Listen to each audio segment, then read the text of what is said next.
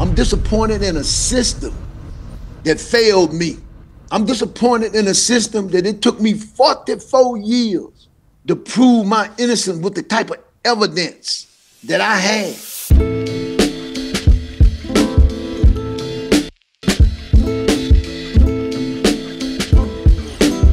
Welcome back to Other People's Lives. I'm Joe Santagato. I'm Greg Dybeck. Just want to give a quick shout out to all of our patrons out there on patreon.com/OPL show. If you sign up, you get bonus episodes, and you also get a look behind the scenes of how me and Greg go through our process every single week. So go check that out.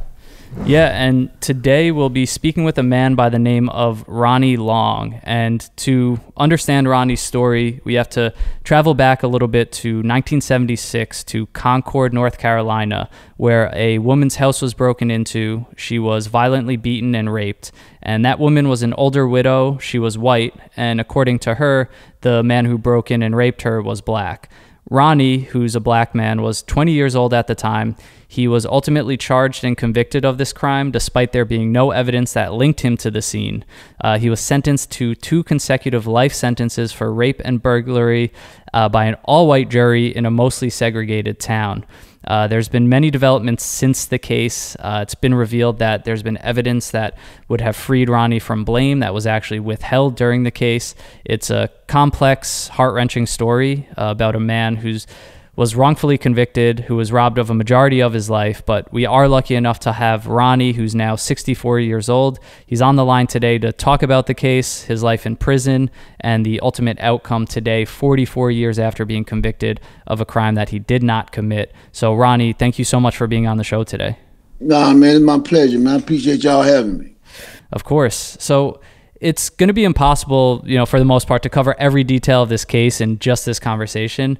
But we will make sure that listeners, viewers have all the resources they need to further explore the details. But Ronnie, can you start out by talking about what was going through your mind at the time that you were an innocent 20-year-old that was being charged with a rape that you did not commit?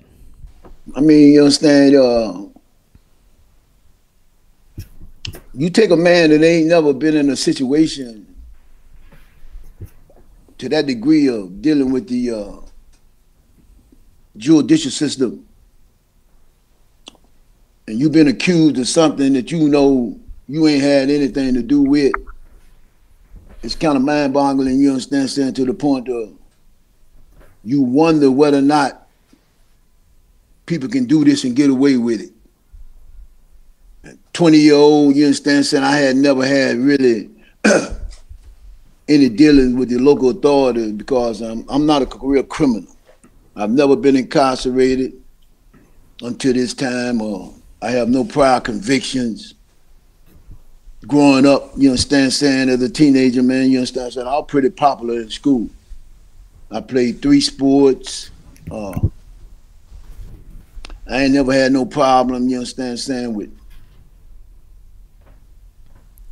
getting to know people, understanding people, and relating to people.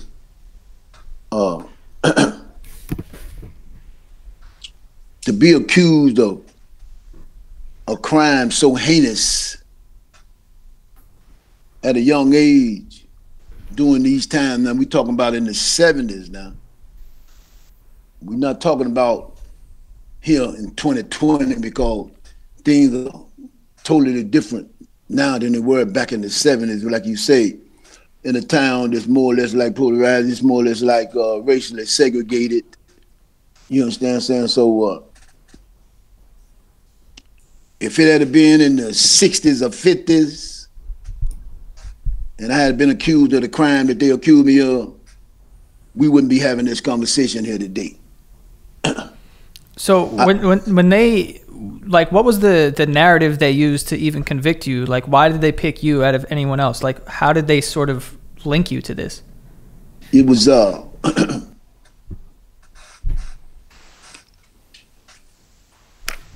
couple of times, you understand, more or less, the crime happened on Union Street. It's a street in Concord called Union Street. And on Union Street, man, you have mostly upper to middle class whites. The street adjacent to Union Street is Spring Street. I was seeing a girl on Spring Street in a couple of nights, you understand, saying they see me, it's around 12:30 at night, and they see me coming from this girl house, but it's in this same area. They questioned me as to, you understand, saying, where am I coming from, you understand, saying? So I had to take them back to the girl's house that I just come from. So that was really all that they had, essentially, was you in the kind of general area where the crime was committed? And, well, yeah, but I mean, you understand, so this was before the crime was committed. Yeah, this was bore the crime was committed.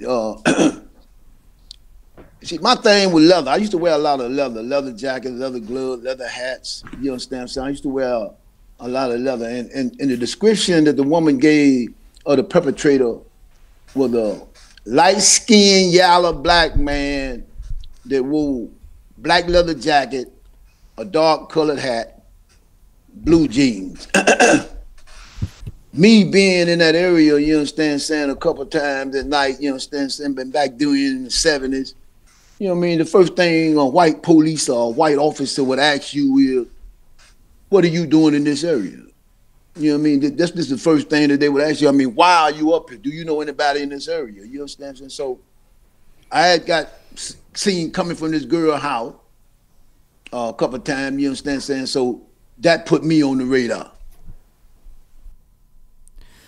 So do you 100% agree that race had a factor in this? Because from what I understand with the case itself, you know, it's an all-white jury, you know, and they're kind of creating this narrative against you with, you know, no real hard evidence. So it seems like it didn't possibly take a lot to kind of convince this jury that you were guilty. Let's not forget the fact. Let's not forget that we're talking about something that happened in the 70s.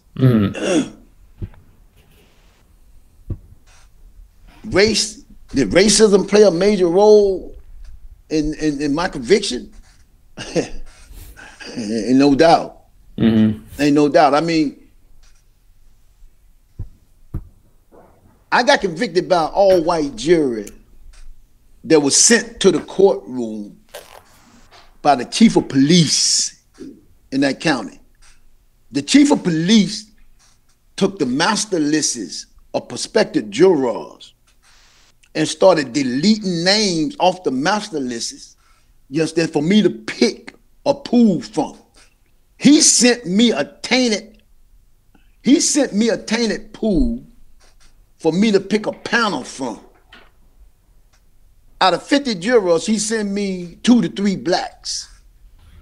My question was, you understand, saying the percentage of the blacks in this county, why is it, you understand, saying that I ain't got but 3 or 2 out of 50? I wanted to see the master lists that the prospective jurors was on. I found out later on, I mean, I don't find out that later on, man, you understand, said that the jury or the jury pool that he sent me up there was tainted, man. The man, you understand, saying, picked the pool itself. The chief of police picked the pool itself. After the DA dismissed the 3 blacks, I'm left with whites, you understand, saying, to put on the jury. And the judge refused to squash the whole pool. He refused to do that. Did race play a part in my conviction? You got a 20-year-old black man accused of sexually assaulting a prestigious, influential pillar of the community in the 70s in front of a white judge, a white DA, a white victim, and 12 white jurors. A trial? That wasn't no trial. That was a modernized lynching. The only thing that was missing was the rope in the tree. I mean, you're gonna be realistic about the thing. I mean, come on now, I didn't have a chance, you understand, saying I'm sitting there, you understand, and these are the odds that I'm up against. So yeah, race played a major factor in this case. All of the things that you just said, did you know that at 20 when you're sitting in the courtroom looking across at the all-white jury that this is probably not going to go well for me? Hey, oh shit, damn right.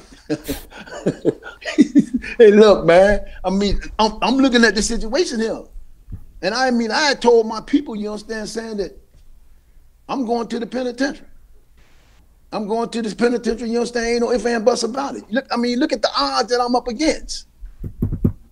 Were the life sentences shocking? Did you think that, you know, you would have a more of a chance to, even if you did get convicted, to get out? Or did you expect that? In 1976,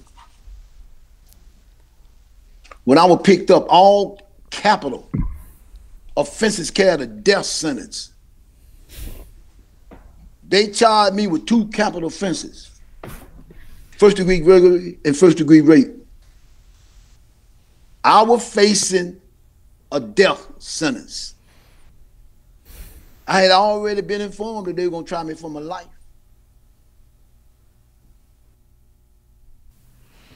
So can you, I was just going to fast forward a little bit and just, you know, just you're sitting in that chair and you kind of know it's going to go a certain way. And then, you know, the judge finally reads your sentence and you're doing life in prison. Like, what is going through your head at that moment at 20 years old? What am I, what have I got myself into? What is this? How am I going to deal with this situation? They sending me to a place I don't know anything about. How am I going to adjust to this? My mindset was either do or die. Life sentence, me understanding the life sentence at 20-year-old, 21-year-old, I'm thinking I'll never get to see the street again. I'm thinking I'll never see the outside world again. After being in the system, then fully understanding, you understand what kind of sentence they had given me. I felt as though, you understand, that I live or die. That all my mindset, live or die. I'll never see the street again. It's obviously so unbelievable to imagine being in those circumstances, but you know, I guess you're right. It's like that just kind of starts the journey, right? Now you have to go to prison as a 20-year-old, and like you said, it's just kind of survival mode kicks in because now you have to survive in this totally new place, you know? They sent me to the worst penitentiary in the state of North Carolina. They sent me to the walls. That's what they called it in Raleigh. It's Central Prison. Back in the 70s, wasn't nothing behind the wall but 40 to life and death. That was it.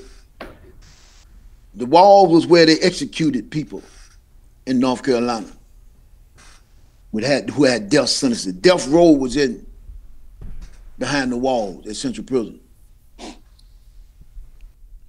How did you begin to sorry, I was just going to say, how do you begin to adjust as a 20-year-old going to a place like that? You know, do you kind of remember those early years where you know, you kind of settled in, understanding, you know, I'm not leaving this place anytime soon, so I'm going to have to figure out how to live here?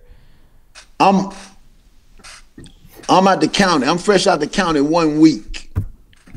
I hadn't been out the county 1 week. They sent me to Central Prison. I'm in Central Prison. I'm in my cell. I'm asleep. I hear people running on the tip. I look up to see a man run past my cell, 2 other men chasing him. They killed that man right there in front of my cell. I ain't been out the county for 1 week. I believe in signs. I felt as though the superior being, that force that's greater than man, wanted me to see just how serious my situation was, just how serious my environment was. This is life or death, man. This is do or die. This ain't no about no in between. This shit is for real. And in the 70s, you understand saying? I mean, I'm pretty sure y'all done seen penitentiaries, man, you understand saying? Back then, you understand? And listen, your mindset had to be one way. And that was it, do or die. I either come here to survive or I come here to die. That's simple as that, man. While you were in your cell, I mean, you did 44 years. During that time, did you ever have hope that, you know, it would get reversed, or that you would get out, or like, did you just kind of feel like, I'm going to die in this place? Yep. Hey, look, I mean, you know, after a while, you know what I mean, you do 5 years, you understand, so then after a while, that 5 turn into 10, 10 turn into 15, 15 turn into 20, 20 turn into 25. You start to think, you understand, saying, man, is this it? Is this my final destination here? You understand, saying, if this is my final destination here, you understand, saying that this is what I got to do in order to survive in this kind of environment. But not one time did I ever believe that these people could ever get away with this and it not be revealed. I've always felt, you understand, saying that one day the truth is going to be told.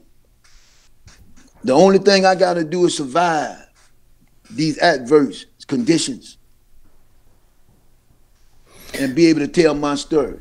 But I've always had, from the beginning, I've always had supporters.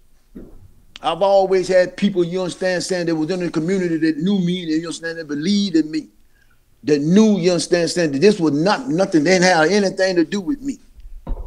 And I've always had supporters, you understand, saying, so that within itself, with the superior being, the inspiration, that divine inspiration, and the support that I had, you understand, saying, kept me on a positive note, the way I've always had faith that one day the truth was going to be told.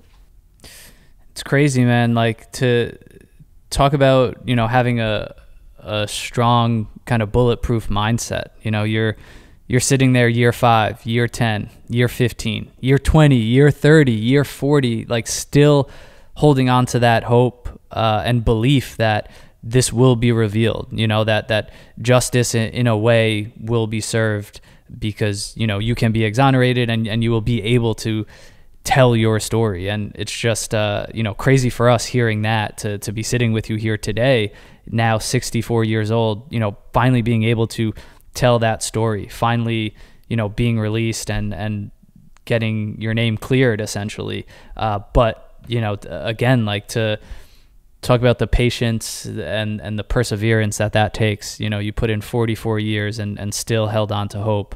And that's, it's crazy, man. It's just inspiring to hear that you were able to keep that mindset up despite everything.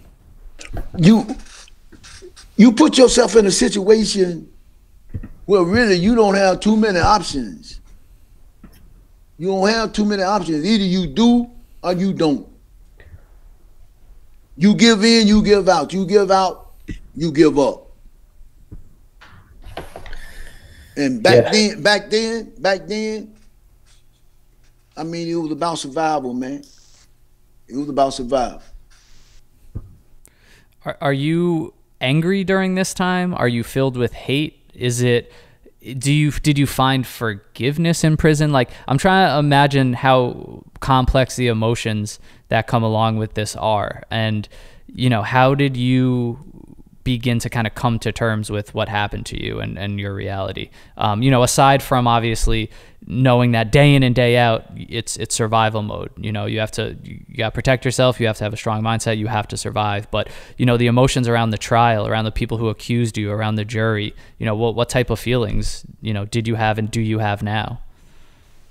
During this time, you look at the players. You look at all the players that's in the game. I mean, you talking about 4 corrupt Concord police detectives who had made it up in their mind, who had got it set. They had already made it up in their mind that I was gonna be the man that was gonna wear the case. I was gonna be the man that go to jail. They had already made their mind up. The victim, I feel as though something was really done to this woman. And these four corrupt detectives used me as an scapegoat. If you look at me and go back and read the description that the victim gave to the police on the night of the assault, that and it don't fit me nowhere, no whatsoever. Ain't nothing about the description that she gave match me then. I feel as though the woman, you understand, saying something was done to this woman, and these four corrupt police officers put me in front of her and brainwashed her to believe that I was the man that assaulted her. I mean, you got a lot of players in this, you understand, saying, and you talking about my mindset as I went through the years of being behind the walls or being behind the fence. And I'm thinking about the people that put me there. Sure, you experience animosity. You experience a distaste, a bitter taste for those who have wronged you. But I knew I had to, in order to defeat them, in order to beat them, I knew I had to beat this. And that superior being saw that the truth be told. Now, so far as being angry, I'm disappointed. I'm disappointed in a system that failed me. I'm disappointed in a system that it took me 44 years to prove my innocence with the type of evidence that I had. In all state courts here in the state of North Carolina, every state court that I appealed to denied me. And didn't have no grounds and rules to stand on for why they were the rulings that they were making. They didn't have no law to support what they were doing. In the North Carolina Supreme Court, you got 7 judges. I appealed my case to these 7 judges. My case ended up in a 3-3 tie. How is that? Where's the other judge at? Why won't he make a decision? He wouldn't make no decision. He retired without making a decision. The documents speak for themselves. You ain't got to take my word for it. I put all my legal documents online. And the reason I put them online because I wanted people to see the injustice, the racial discrimination that was being done to me by the state of North Carolina. When you finally got the news that you were going to get out, like, can you kind of describe that day and sort of how you were feeling at that time? Man, this ain't happening. This ain't happening. This day have finally come. The superior being, the superior force, God, Jehovah, Allah, Adonai, Yahweh, whatever you want to call him, done smile down on me. Then gave me an opportunity, you understand, to return to the streets. Now is my time to tell my story, to tell my part, to show that I am too were raped. I was raped by the criminal justice system in the state of North Carolina. Now believe whether or not they're innocent or guilty.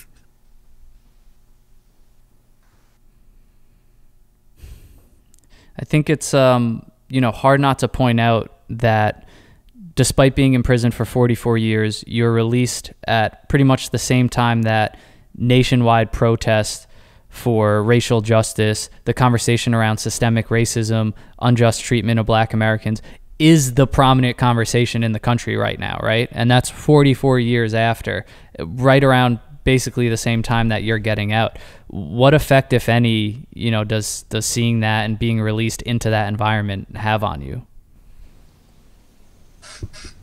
It's a continuation of something, you understand, that always happened.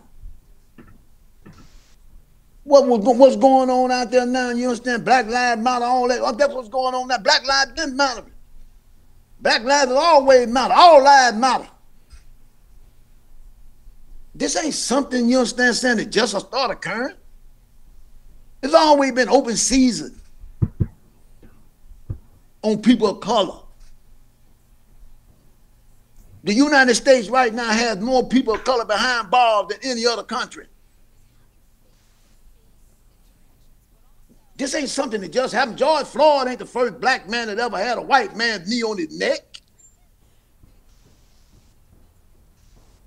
White supremacy has always been a thorn in people of color sides. This ain't something that's brand new. It's been candy coated. It's always happened. And people that are aware of politics, the political aspect, they know. That's why it's important that a lot of people get out, cast your ballot, vote. That's why that's important. People died for you to have that right. Exercise that right. Judicial reform here in this state is essential. So how can, like, you know, in your situation, you know, this has happened. I've heard it, you know, numerous times before that this is happening, people being wrongfully convicted. How does the government or like the state right its wrong? Like, you were robbed of 44 years of your life, your youth, and most of your adulthood. Like, do they compensate you in any way? I've been out the system now 2 months. I'm still trying to get food stamps. You done took my life. I'm 65. Hey, I'm 65. Hey, you kept saying I was 64. I'm gonna let you go ahead and ride with that. You know what I mean? I'm 65, man. Hey, man, I ain't even got an apology. You know what I mean? I ain't even got ain't nobody even come to me and said we made a mistake, we were wrong. No amount of compensation can replace the 44 years that we took out your life. The only thing I can do now, man, is try to live comfortable, whatever little time I got left on the face of this earth. I got a family. And I'm hoping that the governor will have some kind of compassion in his heart to see the injustice that was done here and do the right thing. Yeah, I mean, if you hear this and you're not getting angry, I think something's wrong with you, to be honest. But it's, you know, at the same time, it is inspiring, and it is good to hear that that's your outlook. Because, you know, I guess in this case, while I'm sure there's, you know, potentially anger that, you know, you may never get over, you know, the approach that you have now to enjoy this time that you do get and to just tell your story, and you tell it so well. I mean, I think we're both here just kind of in awe of, you know, how you're able to break this story down and explain this to us. So, you know, it's good to hear that you've kind of got this positive outlook for, you know, the freedom that you have now and the time that you do have left? I can't. I mean, life is short, man. Man, don't nobody know how many days or how many hours or seconds they have on the face of this earth, man. I can't walk around, you understand, with a lot of bitterness in my heart right now, you know, even though, man, I mean, I feel it though, man, I was done, I mean, horrible. I mean, you hear people, man, you understand, saying lives being taken, you understand, saying you hear people, you know, suffering injustices, and I can't walk around with a whole lot of bitterness in my heart, man, you understand what I'm saying, because I don't know how much time I got left on the face of this earth, man. So, I mean, I'm hoping that God will smile down on me again and grant me a better life. Absolutely. And, you know, it's crazy to think like that with wrongful convictions like this, and, you know, the statistic that I pulled up, it was from the Innocence Project. Their conservative estimate is that there's about 20,000 innocent people right now in prison in America. And it's, you know, hard to fathom. It's hard to kind of believe that number. But, you know, in your case, where so much of your time is spent in prison, you're kind of removed from being able to like interact with the modern world, right? You're sort of like on the sidelines of the game while it progresses in real time. And I'm just curious, like getting out now at 64, 65, we'll stick with 64 for you. But what were some of the things that really stood out to you when you did get out? You know, things that maybe had changed that you weren't aware of? When I was in the street, right, if you wanted to go to the health department, welfare department, you pulled up in your car, got out your car, and walked straight in. I understand that COVID-19 has a lot of things, play a major role in the way things are going on out here today. I call for appointments, you know, see a doctor, check up, physical, state ID, trying to see. So everything, every time I call into the place, I'm talking to a record. I mean, I was asked the same question 3 times. And guess what that was? My name.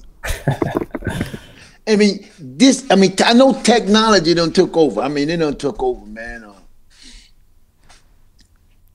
There's a lot of robots out there now. Yeah, I'm telling you, they done took people's jobs and everything. And I mean, it's booming. Yeah. Yeah. So I mean, like I say, when I left the street, man, they were driving 55 and 65. Not a speed limit. Now, man, they running 80 and 90. Mm-hmm. That's how fast they moving out there now.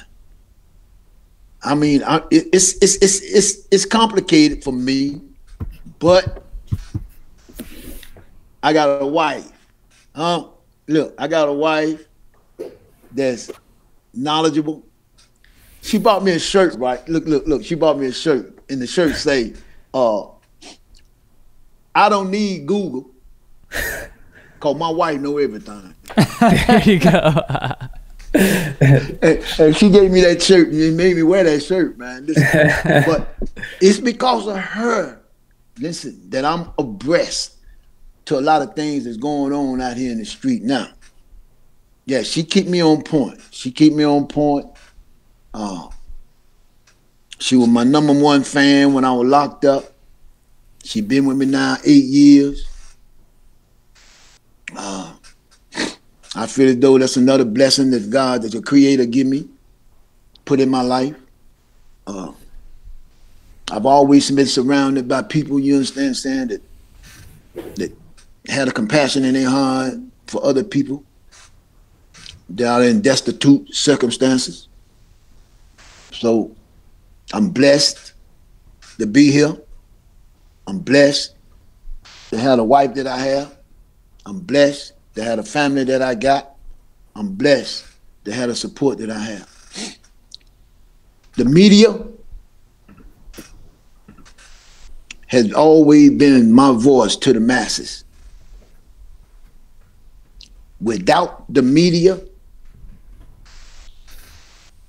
and the superior being, you don't forget that, I wouldn't be in the position that I'm in now. People wouldn't know of my situation. People know of my situation because of what the media did to make my injustice known.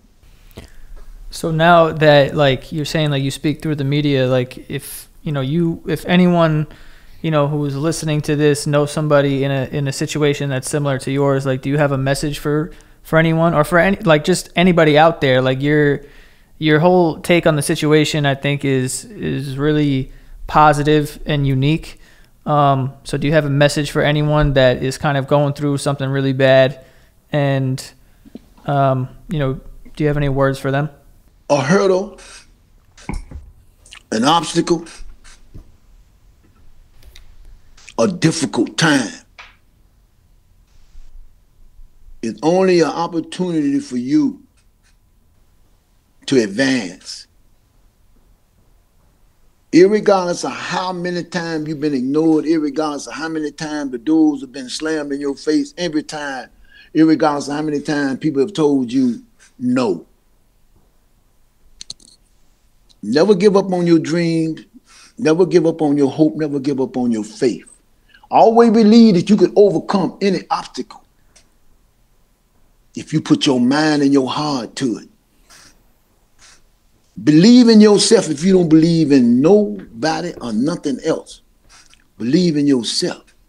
Believe that you can overcome and persevere. Well, that means a lot coming from you and the situation that you've been in. So, we can't thank you enough for taking the time out to share this story with us. We're, honored to be able to share it with our listeners and our viewers. And like we said in the beginning, we'll make sure that, they have all the resources, all the links, everything to, find out all the details that they need. But, seriously, we're I think in awe right now of, both this story, but how you've just handled your circumstances in general. It's rare, it's extremely inspiring, and we can't thank you enough. I'm gonna leave you with this, man. I'm still going through a struggle, even though I'm outside the fences, I'm outside the walls, I'm still struggling. Like I told you, man, right now I'm still trying to get food stamps out of social service, man. I'm trying to get disability, man, you understand, sense of where these people can understand that I'm still trying to get a pardon to be compensated for the years that were taken from me. Right now, me and my family are surviving on donations from people that send $5, $1, you know what I mean? I appreciate that. Right now, I got a GoFundMe page, man. I want you to let people know, you understand, saying that I appreciate the donation to go to my GoFundMe page, man, you understand, saying, and help me, you understand, saying, and me and my family, until I can get this governor to recognize my situation, man, and pardon me like he's supposed to. Absolutely, and that's something that we'll be sharing. If you're watching, we'll have that kind of pop up towards the end when me and Joe are giving our final thoughts, and we'll put it in the description and the episode notes if you're listening to the episode as well, just to make sure that people can find that and check everything out. Thank you for coming on, man. We really appreciate you sharing your story. Hey, listen, I appreciate y'all granting me this platform to speak from. I appreciate you letting me be able to tell my story. We just appreciate you coming on, man, and taking the time. Thank you. Okay. Y'all Thank be you. good, man. Y'all be good, man. You too. Have a good one. Before we get to our final thoughts, we do have some sponsors for today's show. The first one being Honey. Honey is a free browser extension that kind of goes out on the internet for you and finds the best coupons and saves you the most money on whatever you're buying with select sites. But there's sites like Amazon, Best Buy, Sephora, these sites, big sites that you could be saving a lot of money on. They have over 17 million members, and they've helped those 17 million members save over $2 billion in savings. I can say, as someone who uses Honey Like I just have it in my browser and I forget about it. But anytime I'm shopping, a little thing pops up and it's like apply coupons and you're saving money. So it's doing a job for you that you otherwise probably wouldn't do. And who doesn't like saving money? I mean, you'd be crazy not to, especially because Honey is free. And it downloads very quickly, couple seconds, honestly, like 2 clicks or whatever it is. You go to joinhoney.com/OPL and you can get it for free. And just start saving money. I mean, the holidays are coming up, so you could be saving a lot of money just like that, shopping for, tech, gaming sites, fashion brands, even food delivery. Go check out Honey. Again, it's joinhoney.com/OPL. Again, joinhoney.com/OPL. Start saving your money.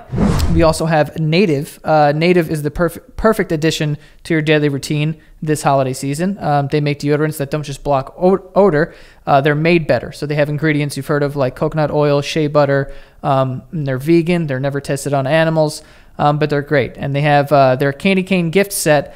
Also makes for a great gift option, and all Native products are a great stocking stuffer for everyone on your list. I mean, we're going to be putting these things on our bodies, so you want them to be organically made and not, there's weird things hidden in them like aluminum or parabens or anything like that. They're risk-free to try. Every product comes with a free shipping within the U.S. plus 30-day free returns and exchanges. They have over 14,000 5-star reviews. So they're great. And this holiday season, it's a perfect thing to, like I said, stocking stuffers. It's great to put them in there. And they have great scents also. The one that I have is vanilla and coconut. It's like my favorite thing ever. I want to bite the thing and eat it. It's so good. Give the gift of Native by going to nativedeo.com/OPL or use the promo code OPL at checkout and get 20% off of your first order, okay? Make sure you order before December 7th so you get your products in time for Christmas. That is nativedeo.com/OPL or use the promo code OPL at checkout. Get to it. Great Christmas gift, okay? Again, one more time, nativedeo.com/OPL.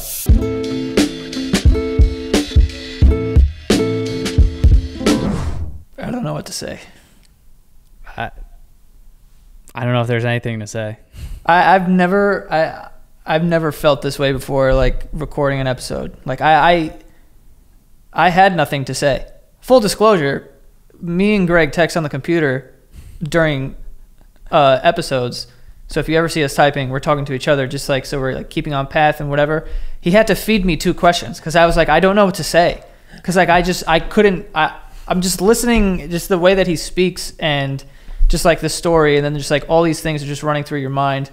And I don't know, I'm like a very emotional person, I guess. So this just kind of like hit me like a fucking train. And it's just like, I have no idea what to say. The fact that this guy, because before we started this, I said to Greg, I'm like, I definitely want to ask him like if he ever like gave up and was just like, oh dude, I'm 25 years in, like this isn't gonna happen. I'm just gonna die in this prison. And to hear that he was just like, no, like every day I was like, they're not gonna get away with this. Like the truth's gonna come out.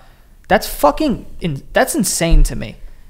That you could be that like strong-willed and just really believe in that and in something when you just were, for no reason, just robbed of 44 years of your life. Just because of, like, dude, oh my God. Yeah, it's just, I don't know what there is to say because he just said it all and he said it all so well. And it's like advice like that, the things like don't give up, follow your dreams, believe in yourself, the things that get so thrown around and overused in a way, hearing those words and what they're really supposed to mean, coming from someone who has truly gone through obstacles and hurdles that we can't imagine. He was robbed of 44 years of his life. That's his youth. That's his adulthood. That's most of his adulthood. Like you didn't just miss your 20s, your 30s, you missed your 40s, your 50s, and half of your 60s. Like how much time, does he have left? It's a fraction compared to what his life should have been as a free man. So, just to hear those words coming from people, who have been through those circumstances and are still going through those struggles, it just makes it mean so much more. And like you said, it just hits so hard, and it's so powerful. And he is just so eloquent, and like, it's just beautiful listening to him talk, and I think be so sure of himself and his circumstances. And it's just that to me is just a rare person, and it's happy that he gets to share his story. I'm so happy that we got to have him on the show so that people can listen to the words, not just about his case and the details, but hear the words straight from him, about his mindset, about what he's feeling, and about where he's at now. Yeah, because I think that you hear a lot of stories about people being wrongfully convicted, and maybe you see a picture or something, but to hear his experience and to hear his voice and the way that he talks about it, you can hear how painful, just how fucked up it is, dude. Like, how fucked up that is. And honestly, part of me just gets filled with rage thinking about people who, especially nowadays, are able to just write it off and just be like, no, that doesn't happen. Or like, oh yeah, okay, let's just blame racism. Like, I don't know how you can hear stories like that and be like, yeah, no, that just doesn't happen anymore. Like, yo, it was the 70s. It wasn't fucking 1840. Mm-hmm. Like, that was not that long ago. Mm-hmm. In a lifetime. You know what I mean? This guy's alive still. Like, this just happened to him 40 years ago. Do you think there's been it just makes me so mad that people just could write it off, because for the most part, I think a lot of people just live in their bubbles and they only know their environment. And then they look up statistics on a computer screen and it's like, people aren't fucking numbers. Yeah. So it's very different. And when you're able to have a story like this be told, like, I am so happy this episode could be the most meaningful episode we've ever done because of the timing as well. Just being able to hear it from him and be faced with the pain in his voice and the experience of just, this actually happened to this guy. This isn't a fucking number on a screen. It's not politically charged. It's what fucking happened, and it happens. It happens all the time. Yeah, it's true. It's with the timing, there's so many voices in this symphony of voices right now. It's all we hear now. It's just these conversations, these debates, these voices, people throwing their opinion into the mix. And it's just almost refreshing in a sense to just hear, like you said, this isn't just politically charged. This is, I don't know what to tell you other than this is the fact and this is the truth and this is what happened to me. And like you said, I'm a human, I'm not a number.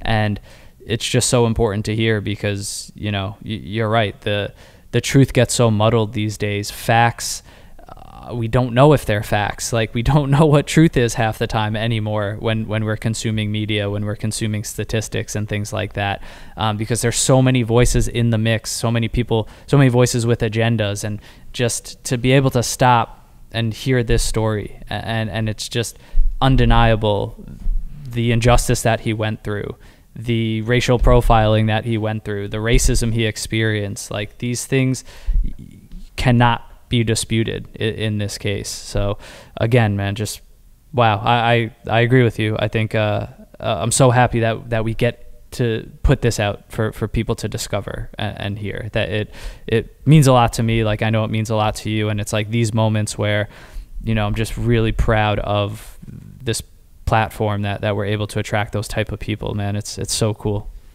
Yeah.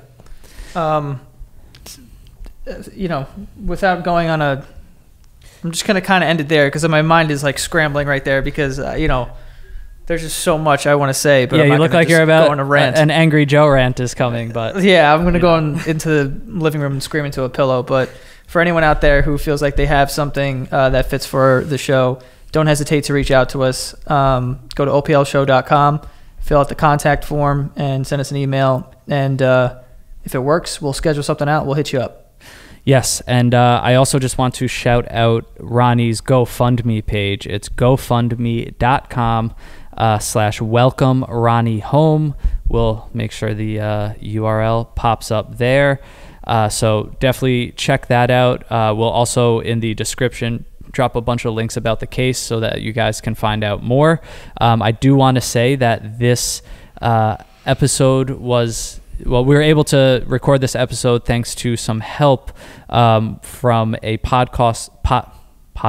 I should know the word podcast by now. A podcast called Unjust and Unsolved. Their host, Maggie Freeling, investigates cases of people who have been wrongfully incarcerated. So Ronnie also has an episode with her on that podcast, and you could check that show out because every episode is a new story of someone wrongfully incarcerated that was then freed. So thank you for them to reaching out, connecting us to Ronnie so that we could do this episode and get that story out there. But yeah, check that out as well. Check us out on Instagram at OPL Podcast. Become a patron at patreon.com/OPL show. And that is all we got. That's all. See you guys next time.